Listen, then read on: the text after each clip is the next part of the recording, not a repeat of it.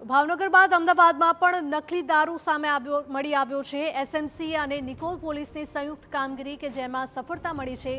નિકોલમાંથી duplicate દારૂની bottle જપ્ત કરાઈ। નિકોલના સુનિલ માખીજાને તેના મિત્ર પાસેથી મંગાવી હતી આ દારૂની બોટલ। કુબેરનગરમાં રહેતા મિત્ર પાસેથી દારૂની બોટલ મંગાવી હતી। દારૂની બોટલમાં પાણી, એસેન્સ સહિતના પદાર્થોની ભેળસેળ મળી આવી છે। નિકોલ પોલીસે આરોપીઓની ધરપકડ કરી આગળની કાર્યવાહી શરૂ કરી છે। ઓનલાઈન પર સંવાદદાતા હરીન જોડા છે। હરીન, જણાવશો કે ભાવનગર બાદ અમદાવાદમાંથી પણ નકલી દારૂ બનાવવાનું જે કારસ્તાન છે તે ઝડપાયું છે, કારણ કે એક દારૂની બોટલ મળી આવી છે।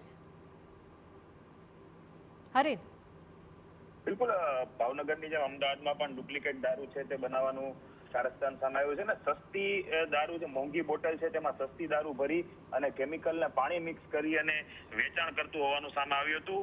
નિકોલ પોલીસ અને સ્ટેટ મોનિટરિંગ સેલની સંયુક્ત કામગીરી હતી। નિકોલ વિસ્તારમાં જ્યારે એક વ્યક્તિ આ ડુપ્લિકેટ દારૂ લઈને જઈ રહ્યો હતો ત્યારે તેને અટકાવવામાં આવ્યો। તેમને તપાસવામાં આવ્યો। તેમની પાસેથી એક બોટલ દારૂ મળી હતી, પરંતુ તેની સાથે તેમનો જે બીજો સાથીદાર હતો જે કુબેરનગર વિસ્તારમાં રહેતો હતો, દિનેશ નામનો આ વ્યક્તિ છે કે તે તેના ઘરમાં સસ્તી બ્રાન્ડની દારૂ લઈ આવતો હતો। ખાલી બોટલો અને સ્ટીકર બહારથી મંગાવતો હતો અને ત્યારબાદ તેમાં આ જે મોંઘી ખાલી બોટલો છે તેમાં સસ્તી બ્રાન્ડની દારૂ ભરી તેમાં પાણીનું મિલાવટ કરીને તેમાં એસન્સનું મિલાવટ કરીને ત્યારબાદ મોંઘા ભાવે છે તે છૂટક વેચાણ કરતો હતો।